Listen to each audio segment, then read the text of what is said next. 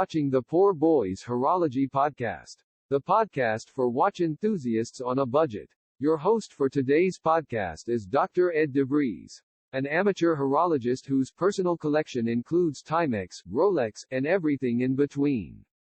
If you are interested in dive watches, dress watches, designer watches, military watches, automatic watches, hand-winding watches, quartz watches, or pocket watches, the Poor Boys Horology Podcast is about to become your favorite podcast.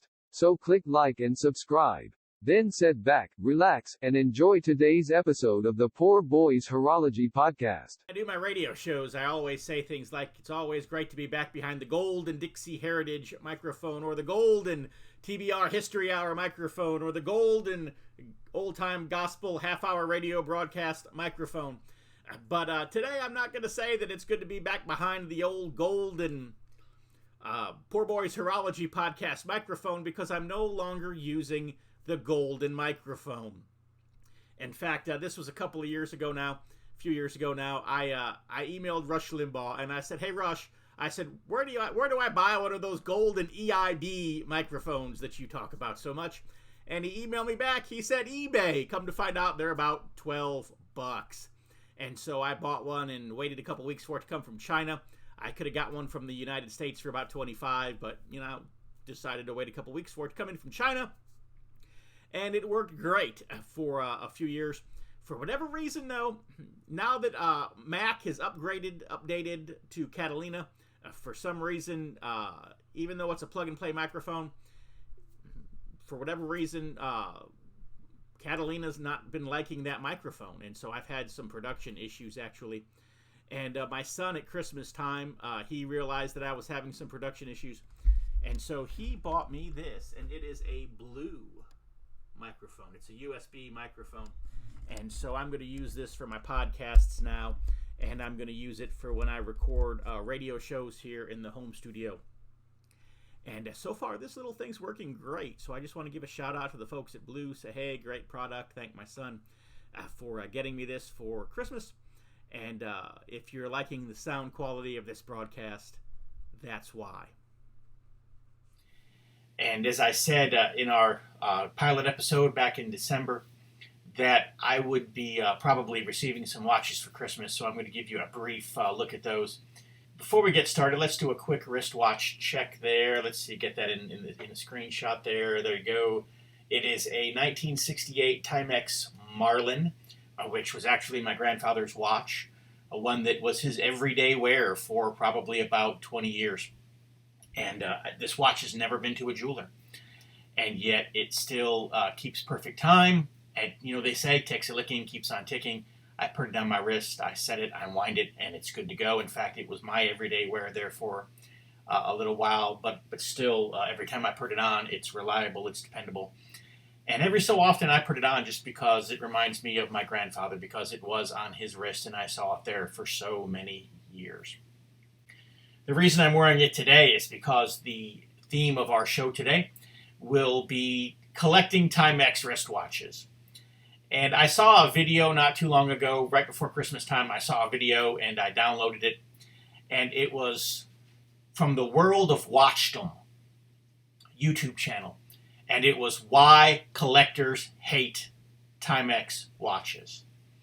And I watched it and I thought, I'm a collector and I don't hate Timex watches. I love Timex watches. And I know a lot of other collectors who love Timex watches as well. I do not have that many Timexes in my collection. I have this 1968 Marlin, which is going to stay in my collection probably until I die, unless I, should decide to give it to my son or to a grandchild or something in my lifetime. It's going to stay in my collection until I die. It's going to stay in the family. And I have a feeling that it's going to last the duration.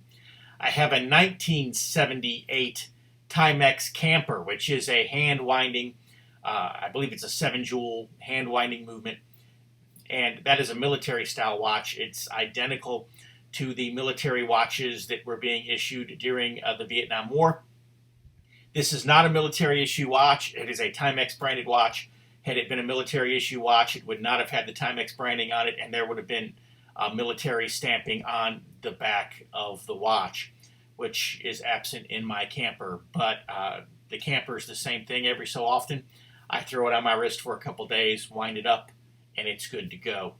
I also have a newer Timex, which is an automatic watch. You would have seen each of those in the last video. But I love Timexes. I just have a fascination with manual or hand winding watches. There's something about winding your watch every day that I just like. I prefer the hand winding watches, the manual mechanical watches, even to the automatic watches that are self-winding, because I just like to wind my watch every day. I don't know why that is. It's just something that I like.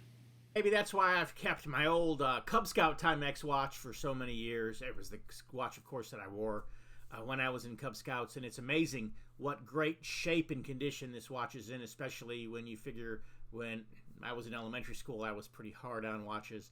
Maybe part of the reason why this one did so well was because I only wore it when I was in my Boy Scout or my Cub Scout dress uniform, my blue uniform.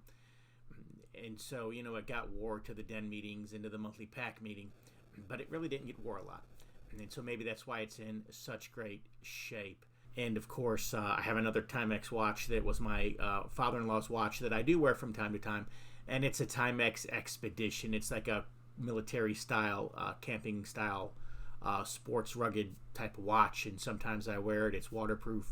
Has a 10-year battery in it. I've had it for about 3 years now since my father-in-law passed. And it looked at it the other day in the case, and it's still running and the time's correct. And so even though I'm not a fan of quartz watches, it really is a great watch, and it's something I'll keep in the collection probably forever. Great watch, again, but I'm not a big fan of quartz watches, but this one's been a good one. But I watched that video on why collectors hate Timex watches, and I thought to myself, well, I could just, do a show on that. But then I noticed at the end of the video that there was a fair use statement that basically says that as long as credit is attributed, that we can use the video for educational purposes. And so that's what we're doing today. And of course, we want to give credit to where credit is due. You can find the video that we're about to show on the World of Watchdom YouTube channel. You can look that up there on YouTube. We'll also give you the direct link. If you're not already a fan or subscriber at World of Watchdom, I do want to give a shout out to them and say that they have a great channel, and it would be worthy of your time and effort to become a subscriber to their channel. Anyways, before I show you that watch video on why collectors hate Timex watches, and before I then come back and tell you why I love Timex watches, let me just show you the Christmas goodies here. This right here is a Pagani design. It is a replica, if you will, a homage, a recreation of the Tag Aqua Racer. It's not a fake Aqua Racer. It's actually branded Pagani design. But if you look at this watch and you look at the Aqua Racer, almost identical in their construction. This particular watch has the ceramic bezel. I've not taken the case back off to look at the movement, but according to the specs, it is a Miyota movement. So it should have a good workhorse movement in there. And I should get many years of service out of this watch. I wore it for about 4 days and didn't have any problems with it. In fact, it's still keeping time here. I put it on today just to get it, just to keep it running a little bit longer. And great watch. And then here's a watch here. Oh, by the way, these watches here, you can order these if you're willing to wait a few weeks for them to come from China. You're looking at about $60. You can get them on eBay for about $80 if you buy them from a U.S. vendor and don't want to wait for them to come from China. This is a watch here. This is a Seiko. It has the day-date complication. It's a Paddy. It's a diver watch. It's an automatic watch. And it's on a stainless steel strap or bracelet here. And a beautiful watch with a Pepsi dial. I wanted to add something with a Pepsi dial to my collection. I did not have a Pepsi dial. I almost got the Vostok Amphibia with this same Pepsi dial. These Seiko these Seiko bezels, rather, will pop right onto the Vostok Amphibia. And so I almost got the Vostok Amphibia with a blue face and this same Seiko Pepsi dial. But my wife saw me looking at these Seiko Paddies when we were in St. Thomas around Thanksgiving time. We had stopped off in St. Thomas on our way back from the Dominican Republic, and she saw me looking at these Seiko patties, and so I guess she decided to get me one for Christmas, and I'm glad she did. It was a beautiful addition. I wore this watch for about a week and a half. Right after Christmas, we did some traveling, and I wore this watch, and great performance. It's running now for since Christmas, and today is January 7th, and I set this watch at Christmas time, and the time is showing to be 6:26, and the time on my computer is 6:25. So in the course of a little over 2 weeks, this watch has gained less than a minute. It is running a touch fast, but it's picked up less than a minute in 2 weeks. And so its timekeeping is exquisite, superb, if you will. And I love the look of this watch, an absolutely beautiful watch. I'll probably be putting it back on my wrist after I take off the Timex Marlin that I'm currently. Beautiful watch, and I've swam in it, I've showered in it, and so forth in the last couple weeks. No problems whatsoever. And then this here is a Gan Quinn. It's a Chinese-made watch. Comes in a little box here. I've already discarded the little card and the papers and so forth. But you can see here it's got a butterfly clasp that I need to set here. I've not actually worn the watch yet. You can maybe see that Seiko day date complication there at the 3 o'clock position. You look here, you can see the movement, and you can see it moving there. And it's got a Seiko. You can see it moving there, but it's got a Seiko movement in it. These are about $40 watches if you can wait for them to come. From China, actually, you can get them for about... you can sometimes get them for as little as $30 if you shop them right. Comes on call it a genuine leather strap. I can tell by looking at it that it's fake leather. It does come with a nice butterfly clasp here, and because of that nice butterfly clasp, you're not going to have a lot of wear on this bracelet. So even though this is a fake leather bracelet, it should last for some time. I don't know what it was about that watch when I saw it online. And my wife had saw me looking at it and decided she'd get it for me for Christmas. And so it's a little dress watch that I'll wear every once in a while. They get really good reviews, probably because of that Seiko movement that's in them. Anyways, that's the Christmas goodie bag there, the stockings there, the stocking stuffers, call it what it will. Let's watch this video here of why collectors do not like Timex watches. And then afterwards, we'll come back and I'll tell you why at least this collector and a few that I know absolutely love Timex watches. In the 1950s, 1960s, and 70s, Timex watches were super cool. They had the best celebrity endorsements. They had boxing legend Rocky Marciano. They had baseball legend Mickey Mantle. They had golf legend Ben Hogan. Heck, they even had jazz legend Louis Armstrong singing about Timex watches. Timex watches also have a great look. Sometimes trendy, sometimes space age, sometimes traditional.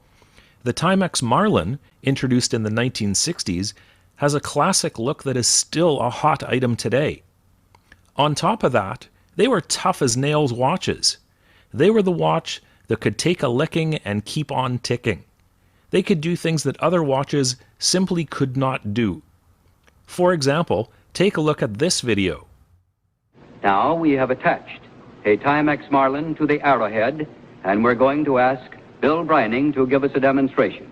Bill, will you shoot this arrow through that pane of glass right there? Try. Good. I don't know what I can say to add to that. Bill is going to retrieve that arrow with the Timex still fixed to the arrowhead from the water. Thank you very much, Bill. Thank you. Now let's see how it took this torture test. Yes, it's still running perfectly, and if I can get this at just the right angle, ladies and gentlemen, you can see for yourself. There, you see that second hand going around? You know, only Timex, with its exclusive V-conic movement, can take such a licking and keep on ticking. And yet, despite the popularity of these watches, despite the classic look, despite the toughness, despite the celebrity endorsements, they're just not popular with collectors. In fact, in ads like this for ABC Jewelry Exchange under Watches We Buy, you can see there's Audemars Piguet, Breguet, Cartier, Heuer, Omega, Panerai, Patek Philippe, etc. But at the bottom of the list, no Timex, please. Why is that?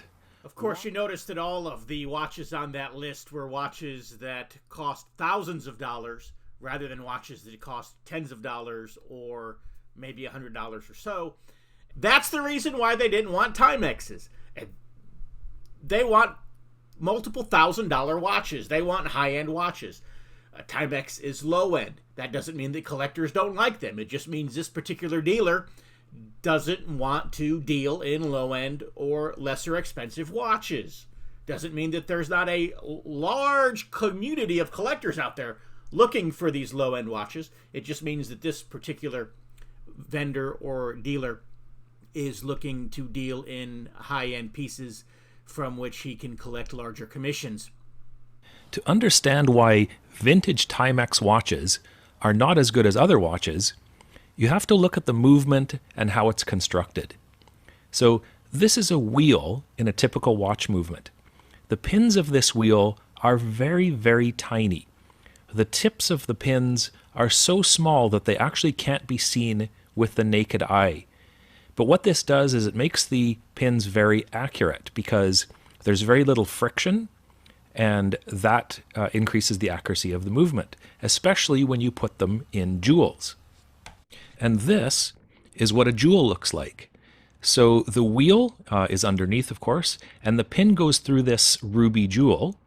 And because the ruby is so finely polished and so hard, it has very little friction. So the parts last a very long time, and as I mentioned previously, very low friction and high accuracy. But with Timex, they went a different route. This Timex ad explains American science triumphs again. And if you zoom in, it explains why. Instead of the tiny pins found on other movements, Timex movements had very wide, thick pins with wedge shapes on the end instead of tiny, tiny ends. And instead of jewels, they were set into hard metal plates. And so this made them stronger than other movements. And it says here that they were fined to within 0.002 of an inch, so they were said to be very accurate in that V shape. And here it says they were timed to 0.001 of a second. I'm not even sure what that means. It certainly doesn't mean per day. Does it mean per hour? Does it mean per minute? Who knows? But Timex said that they were very, very accurate watches. Unfortunately, this was simply not the case. While they were reasonably accurate, they were not as accurate as other watches, and certainly not as accurate as chronometers. So, while their marketing was excellent, watchmakers knew the real story. And with Timex watches, there were also a difference between the anchor or the pallet fork and the escape wheel. So here we see a pallet fork from a regular watch. It's shaped like an anchor, which is why they call it Anker in German. And it has rubies on the ends, and that's the part that interacts with the wheel. So that reduced friction made it very robust. And if it ever wore out, although it would take hundreds of years potentially, you could replace the rubies or replace the pallet fork. And on a regular watch, the pallet fork and the escape wheel look like this.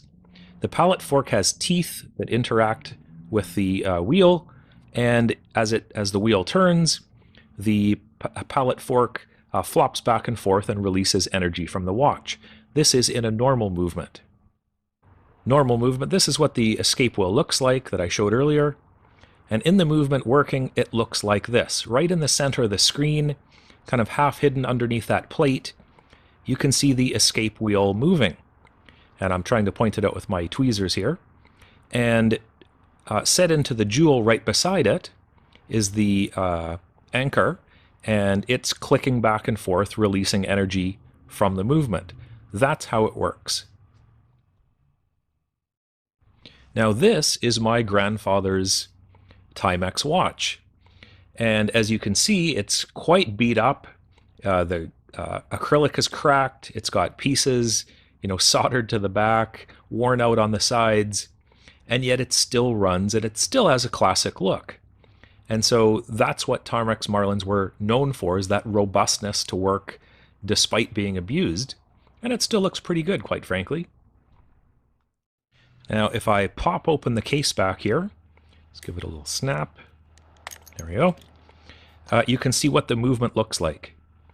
A very plain, basic-looking movement. Even if you don't know anything about watches, you can tell this is quite industrial and made. And another thing I'd like to point out here, I'll just turn it around, is the fact that it only has one screw. So right here at the top, that's the only screw in this movement, and that's to take out the crown and the stem. That is the only screw in this entire movement, and I'll come back to that later because that is very important. So if I zoom in here, you can see underneath this plate, that is the escape wheel. So the same part I showed you before on the other watch, this is what it looks like on a Timex. Let me get it in screen here. So this part here on the Timex looks like this instead. Very, very basic teeth, quite crudely made. That's what it looks like. Now, if I give the watch a wind here and get it going, there we are. So you can see that wheel in action. And if you look at the yellow piece, that's the equivalent of the anchor. So it's an anchor, but instead of ruby pieces on it, it just has metal pins. So the anchor in this case and the escape wheel is metal on metal, the same as the pins. And that means more friction, that means less accuracy. And that's the way these things were designed. This is known as a pin lever movement instead of a Swiss anchor movement.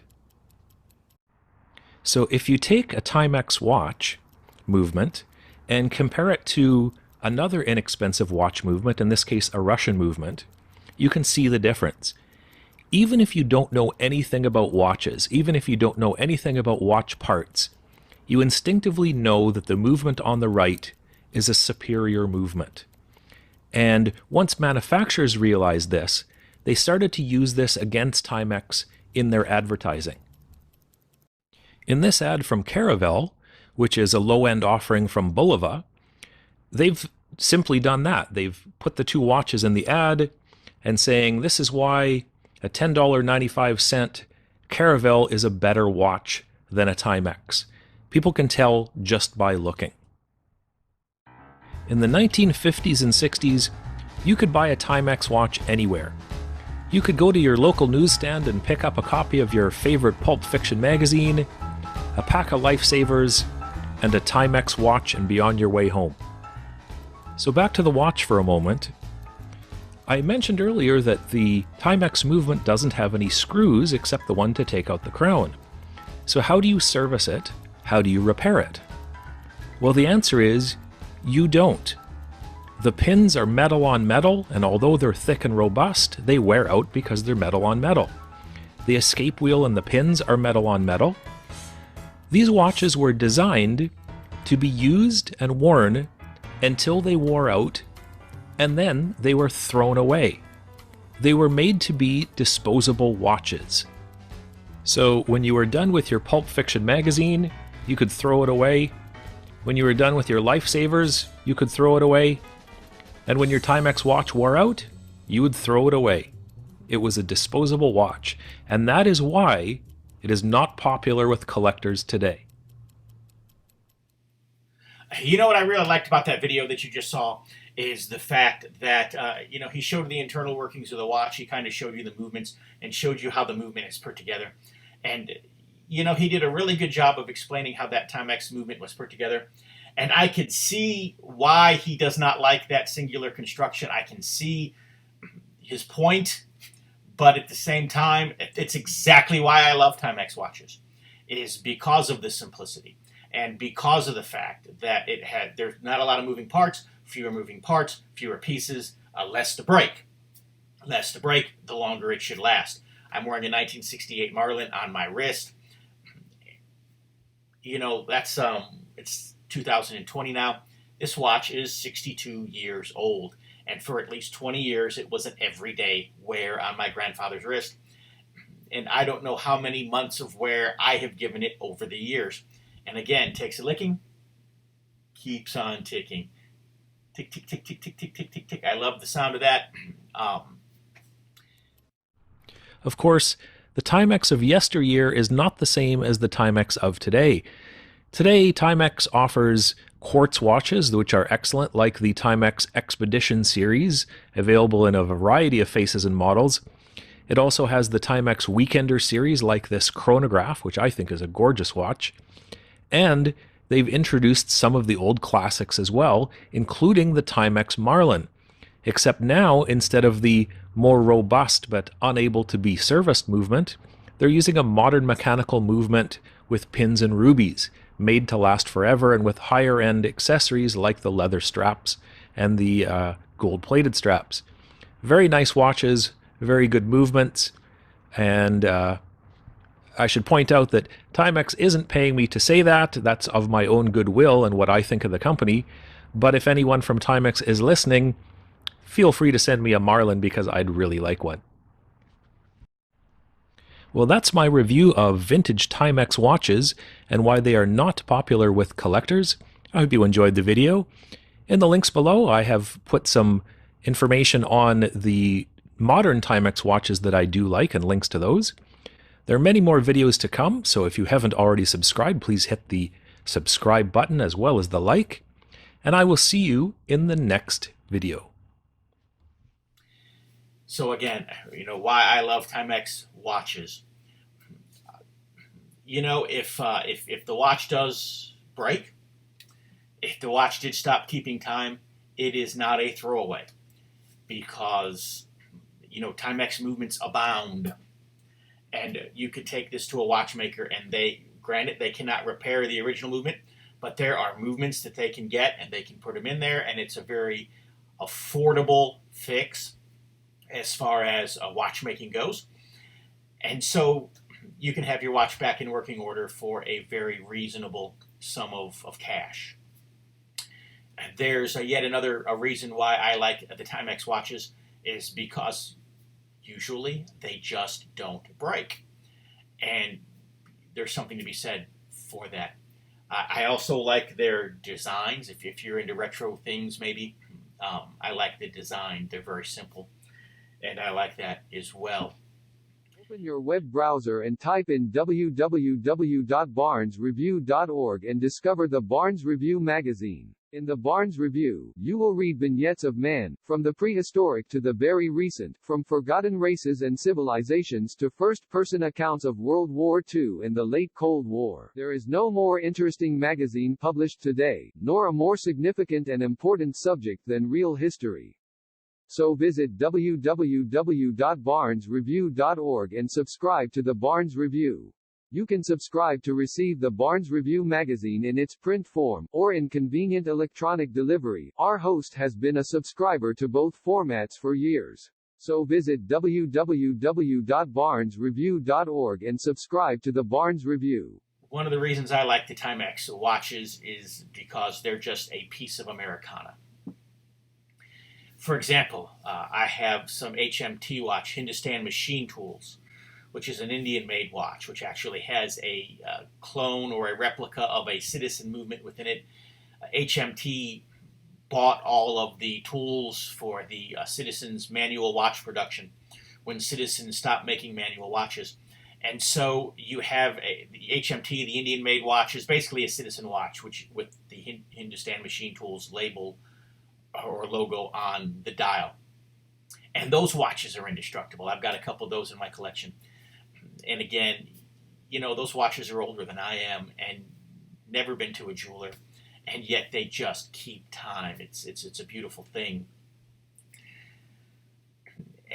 But I prefer the Timex to the HMT, And the reason why is because the HMT is an Indian watch, and I like them because they're workhorses, and I wear mine from time to time.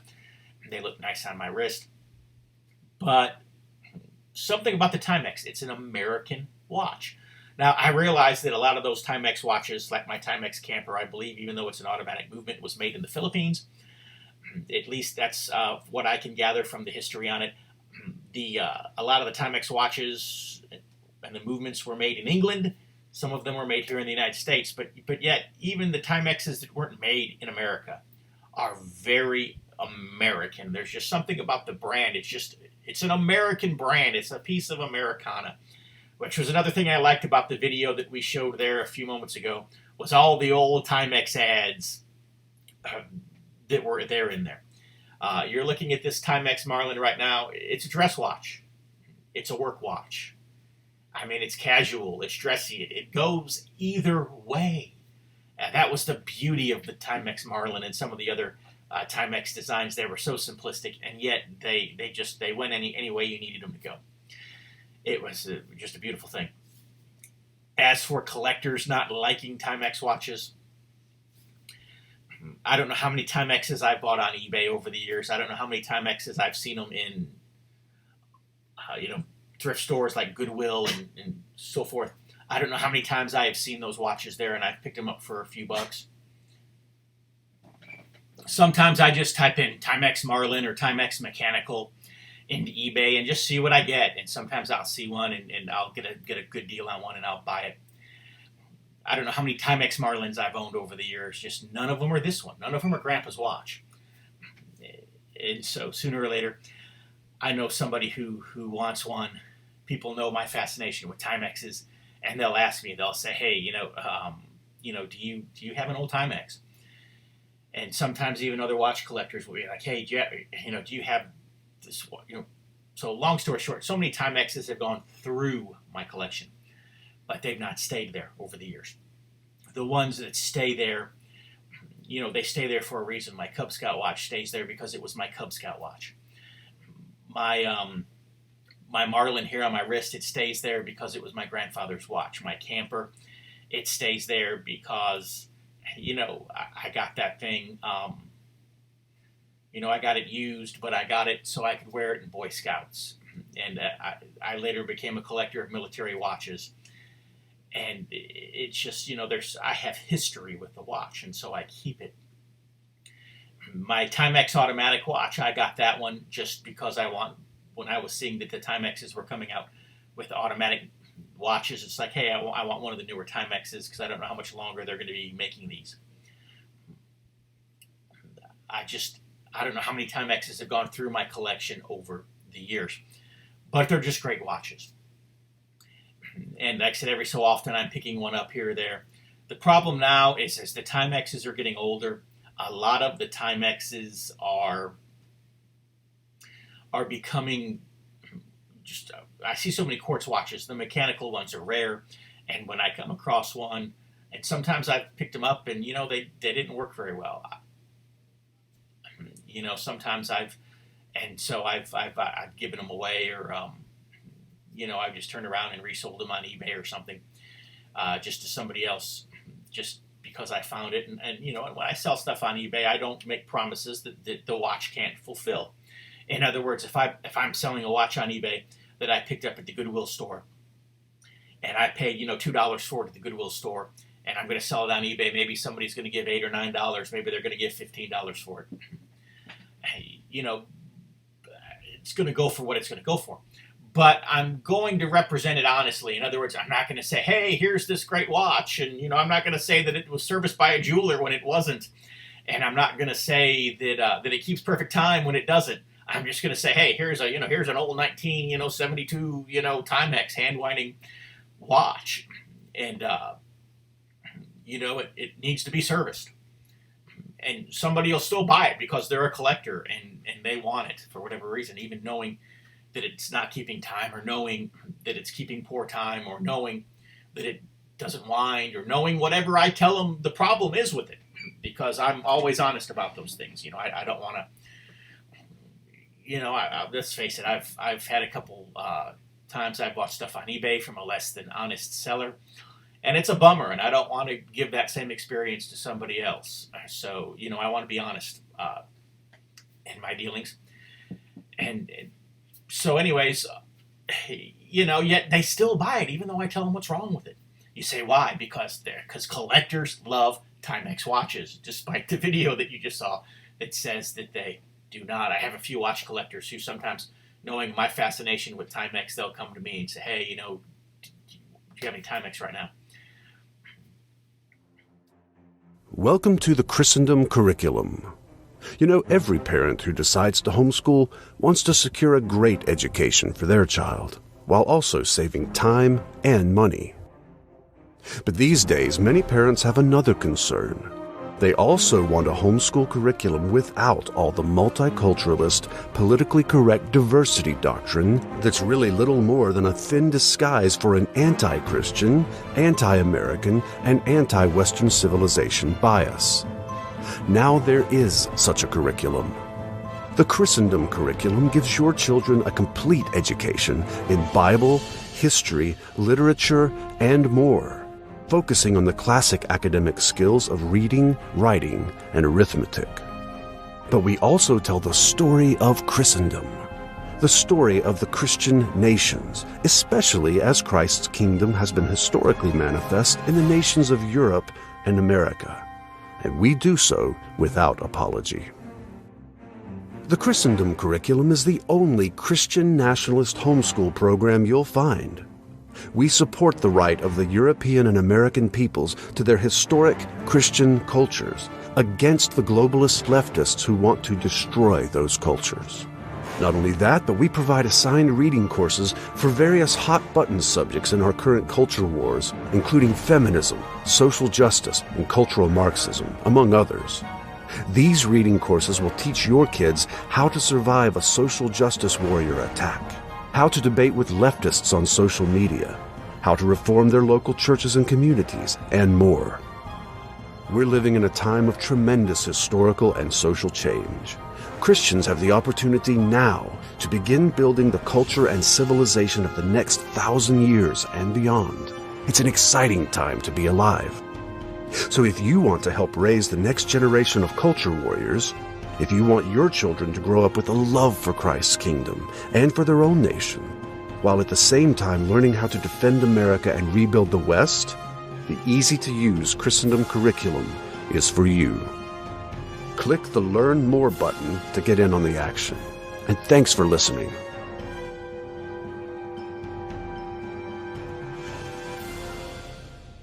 If you want to get your hands on a beautiful Timex watch, go to eBay.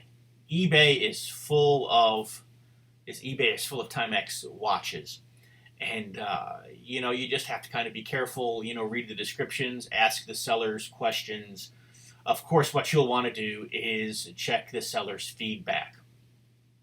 That'll tell you a lot. If they have a lot of negative feedback, then you know that they're selling junk. If they have a lot of positive feedback, then you know that they're probably selling good stuff and representing it properly and positively. Anyways, one thing that you do not want to do, you do not want to buy your Timex from India.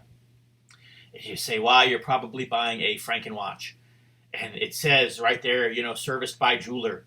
Everybody in India is a jeweler. I know that's going to sound racist and stereotypical and, whatever. But India is one of those countries where everybody who has a flea market booth, or everybody who is a street vendor, or everybody who, has an eBay account is a jeweler, okay? That means they pop the back off of it and they slapped a movement in there, and it may not even be a Timex movement, or, it may be a 50-year-old Timex movement that, that didn't come from the watch that it was put into. In other words, there's an abundance of watch parts in India. If you don't want to believe me, okay, most of you watching this video probably already know about Indian Franken watches, but just go to Google, type in Franken watch from India, and you'll know why you do not want to buy a Timex from an eBay seller in India. But one place where you can get a lot of good Timex deals are Timex sellers in Great Britain or in the UK or the United Kingdom. a lot of Timex is sold in the UK, and now there are people there that are selling them. Another great place you can get some Timex deals sometimes are the Philippines and even Vietnam. And you say, well, why Vietnam? Because during the Vietnam War, a lot of those soldiers wore Timexes. Some of them were military issue watches. Some of them were just regular watches. But they gave them to the Vietnamese people to trade for things. And now a lot of those watches are being sold on eBay. And, they're in varying forms of condition, but you can pick them up very cheaply. And so sometimes the Vietnam sellers there on eBay are a good source of Timex watches. As for the modern Timex watches, they normally have Chinese-made movements. They're normally seagull movements. I've not seen any of the modern Timexes that have the Tanji or the Chinese standard factory movement in them, which is a good thing because the Tanji movement actually would be a good movement if it were well constructed. But unfortunately, they just don't have a lot of quality control standards in China. So the Tanji movement normally comes, it comes out of the factory having never been oiled, having never been calibrated. Just if you take it to a jeweler, they can normally make a few modifications to it. They can calibrate it, they can oil it, and they can clean it. There a lot of the Chinese factories that make the Tanji movement, they aren't even dust-free facilities. And so dirt and stuff's in the movement, and sometimes they can clean the movement, and they can calibrate it, they can oil it, and you can get several good years of work out of a Tanji movement. But usually they don't come out of the factory really ready to use. And so I'm not a fan of the Tanji movement for that reason. From an engineering standpoint, it's a beautifully designed movement, but again, from a production standpoint, the Chinese just don't do a very good job with that movement. But the seagull movements, on the other hand, are a higher end movement. And when they sell them to a company like Timex, the quality control standards are there because Timex insists upon it. And so if you want to get the newer Timexes, personally, I think they're overpriced for what they are. But they do make some beautiful ones. They make a Marlin with Snoopy on it, beautiful watch.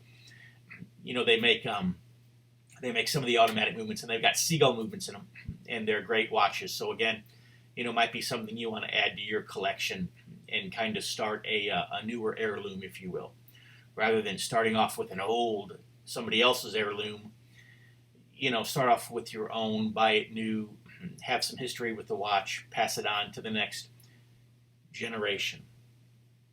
And I think that's why collectors like Timex watches, because Grandpa wore one, because Grandma wore one, maybe Mom and Dad wore them. And so that makes us want to wear them as well. My grandmother had a few Timex watches that she wore. My grandmother had some Rolex watches, some beautiful Rolex watches. But she had some Timex watches as well. And the Timexes were her everyday wear watch. And so gave those to my wife. But I'm just glad that these Timexes are still available. We need to pick them up while we can because, as time continues, they'll become harder and harder and harder to get a hold of, at least the old ones, the classic ones. If I could go back in the time machine, back into the early 80s when Timex stopped making mechanical watches, I would go and sucker punch whoever it was on their board of directors or in their executive club that made that stupid decision and say, look, Joker, don't do this. Quartz is going to ruin your brand. Anyways, I could go on and on, but I do want to thank you for watching the video. Click like and subscribe below, and so that way you'll get updates when the next one comes out in February. And thank you for watching the Poor Boys Horology podcast.